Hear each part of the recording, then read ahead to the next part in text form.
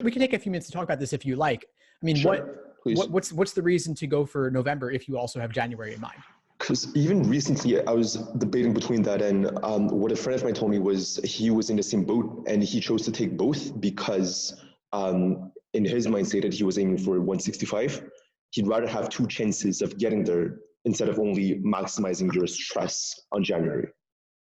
That seems reasonable to me, honestly, because if you could potentially achieve a score that you'd be happy with in November, then why not? There's not much downside to retaking since law schools don't average multiple scores.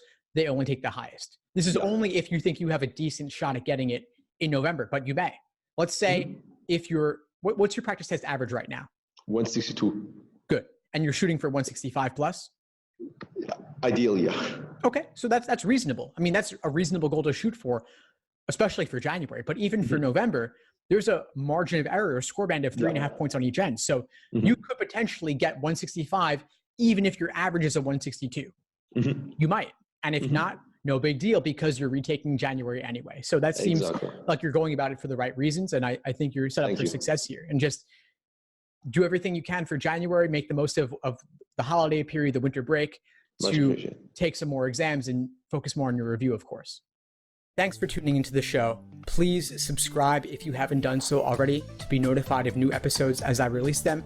And feel free to reach out if you need anything at all as you move forward with your prep. I'm happy to help however I can. In the meantime, I'll wish you all the best and take care.